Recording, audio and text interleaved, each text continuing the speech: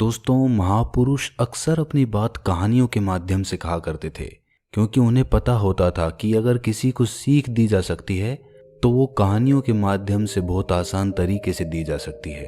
अगर ऐसे ही कोई ज्ञान की बात करता है तो आदमी उतना ध्यान लगाकर नहीं सुनता जितना कि कहानी में सुनता है। तो दोस्तों, ऐसी ही एक कहानी भगवान बुद्ध की मैं सुनाने वाला हूँ, जिसे सुनकर आपका मन हर काम में लगने लग जाएगा। लेकिन इसके लिए आपको इस कहानी को आखिर तक सुनना पड़ेगा। तो अपने सभी काम पहले ख़त्म कर लें और एकदम खाली मन से बैठ जाएं, क्योंकि ज्ञान खाली मन से ही लिया जा सकता है। चलिए कहानी शुरू करते हैं। एक गुरु अपने शिष्यों को ध्यान साधना सिखा रहे थे। तभी एक शिष्य बोल उठा, गुरुजी, मैं कुछ समझ नहीं पा रहा हूँ, क्या मैं आपसे कुछ पूछ सकता हूँ? गुरु ने कहा कि हाँ, पूछ सकते हो। शिष्य ने कहा कि जब मैं पानी पीता हूँ तो मेरी प्यास बुझ जाती है, या कोई भी पानी पीता है तो प्यास बुझ जाती है, तो ये ध्यान के संबंध में क्यों नहीं होता? जब हम आपके कहे अनुसार ध्यान लगाते हैं तो हम में से कोई पहले, कोई बाद में, तो कोई कभी भी ध्यान की स्थिति को प्राप्त नहीं कर पाता। ऐसा क्यों होता है? जैसे पानी से सबकी प्यास बुझ जाती है, वैसे ही ध्यान से सबके ज्ञान चक्षु खुल जाने चाहिए, पर ऐसा नहीं होता है। गुरुजी ने कहा कि कल हमें किसी ने भोजन पर आमंत्रित किया है, कल तुम मेरे साथ चलना, मैं तुम्हारे प्रश्नों के उत्तर वहीं पर दूंगा। अगले दिन दोनों गुरु शिष्य भोजन के लिए एक धनी आदमी के घर पहुंचे। धनी आदमी की पत्नी ने उन्हें भोजन पर बुलाया था। दोनों भोजन करने बैठ गए। उन्हीं के साथ वो स्त्री का पति भी भोजन करने बैठा हुआ था। उसने अपने सभी नौकरों पर चिल्लाकर कहा कि ये क्या बेकार सा भोजन बना रखा है, इसमें कोई स्वाद नहीं है।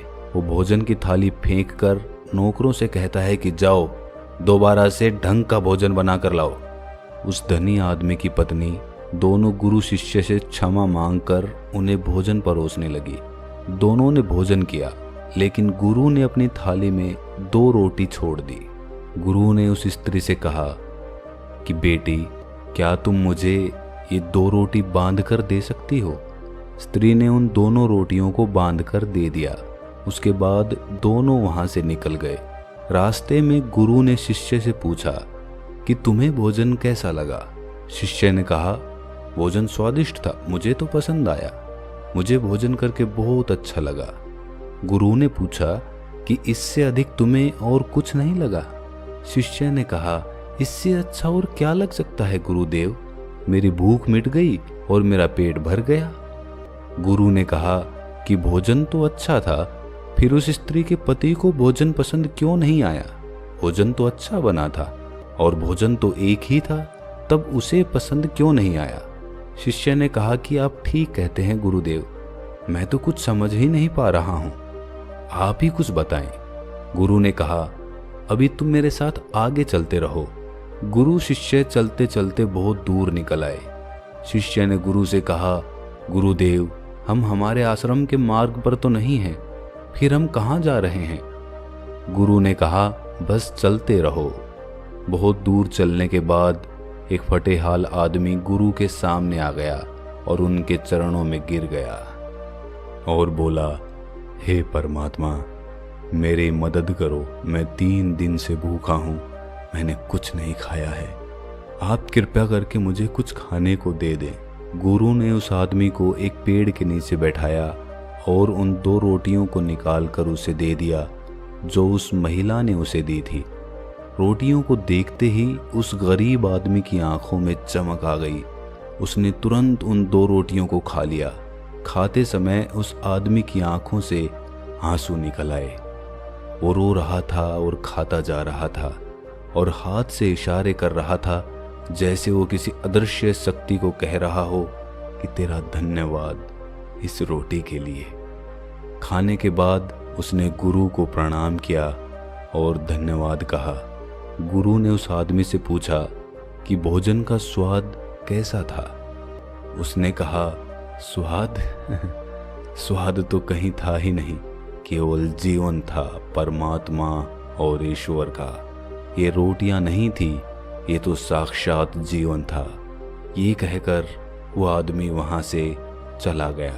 गुरु ने शिष्य से कहा, देखो, भोजन वही था, लेकिन एक आदमी को उसमें स्वाद ही नहीं आया।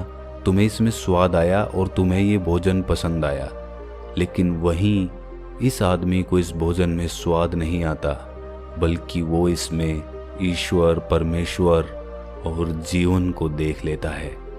इससे पता चलता है कि आदमी और भोजन की तृप्ति में भी अंतर है। पहले आदमी को इसमें कोई तृप्ति नहीं होती, तुम्हें थोड़ी तृप्ति होती है, और इस आदमी को अनंत तृप्ति होती है। ऐसा ही ध्यान के संबंध में होता है। जिसको जितनी ज्यादा प्यास होती है वो उतनी ही जल्दी मार्ग बना लेता है। उस शिष्य की जिज्ञासा का समाधान हो गया था, उसके प्रश्नों का उत्तर उसे मिल गया, लेकिन हमें हमारे प्रश्नों का उत्तर नहीं मिला। प्रश्न था कि मन क्यों नहीं लगता। जो लग जाए वो मन नहीं है, मन का स्वभाव ही है भागना। जब हमारे पास कोई चीज अत्यधिक होती है तब मन उससे भागने लगता है। जैसे उस धनी आदमी का मन जो उस भोजन से भाग रहा था, जो उसके लिए एक आम बात थी।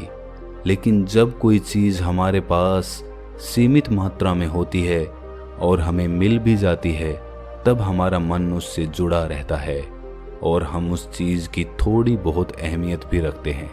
जैसे उस शिष्य का मन जो उस भोजन से थोड़ा बहुत जुड़ा हुआ था, तो उसने उस भोजन के स्वाद को भी जाना। लेकिन जब हमें कोई चीज चाहिए होती है और वो हमारे पास नहीं होती, तो पहले हमारा मन उस चीज के लिए बहुत लालायित रहता है। वो हर हाल में उसे पाना चाहता है। लेकिन जब कोई चीज प्राणों से जुड़ी हो, जैसे कि वो 2 रोटी, और जब बात प्राणों पर आ जाए तब मन गायब हो जाता है। तब आप स्वाद नहीं देखते, भोजन का प्रकार नहीं देखते, तब आपको सिर्फ भोजन चाहिए होता है। तब आप एकाग्र हो जाते हैं। भोजन के लिए जो मिले उसी में आपको आनंद आ जाता है। स्वाद हो या ना हो, आपके प्राण अंतर तक उसे स्वीकार कर लेते हैं। और ये तब होता है जब मन नहीं होता। हम हमारे मन को लगाने की बहुत कोशिश करते हैं। कुछ पढ़ाई में लगाने की कोशिश करते हैं तो कुछ अपने काम में लगाने की कोशिश करते हैं। लेकिन आपने देखा होगा कि मन कहीं नहीं लगता, और ये लग भी नहीं सकता, क्योंकि इसका काम किसी चीज में लगना है ही नहीं, बल्कि इसका काम है आपको भगाना इधर से उधर। एक चीज आपको मिली तो दूसरी चीज पर ले जाना, दूसरी चीज मिली तो तीसरी पर ले जाना। मन संतुष्टि को जानता ही नहीं है, ये केवल पाना जानता है, पाने के बाद भूल जाना जानता है। जो मिल गया है उसे छोड़ देने की आदत होती है, जो छूट गया है उसे फिर से पा लेने की आदत मन की होती है। अपनी जिंदगी के पिछले हिस्से को देखो और जानो कि क्या आपका मन कहीं लगा है, कहीं रुका है, या ये केवल आपको अभी तक भगाए ले जा रहा है और आप भाग रहे हैं। अब सवाल आता है कि अगर मन का काम भागना या भगाना है, तो क्या जिंदगी भर हम भागते ही रहेंगे? क्या हम कहीं नहीं रुकेंगे? ध्यान से देखो तो जिंदगी ऐसी ही है। जन्म से लेके मृत्यु तक इंसान भागता ही रहता है, कभी किसी चीज के पीछे तो कभी दूसरी चीज के पीछे। लेकिन फिर भी कुछ इंसान अपवाद हो जाते हैं और वो ठहर जाते हैं, भागना बंद कर देते हैं। तब चीजें उनके पीछे भागने लगती हैं, वो किसी चीज के पीछे नहीं भागते हैं। इसका सबसे बड़ा उदाहरण है गौतम बुद्ध।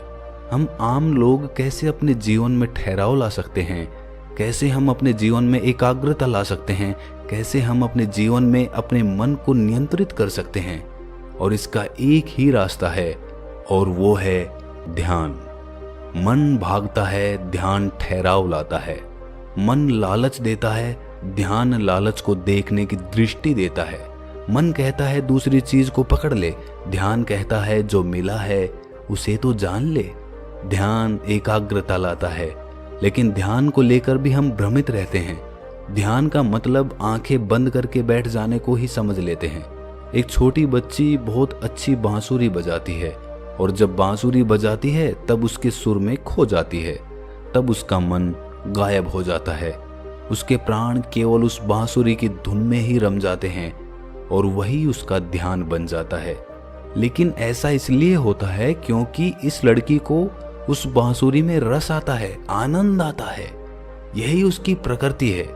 वो वही कर रही है जो वो कर सकती है, जिसमें उसको आनंद आता है।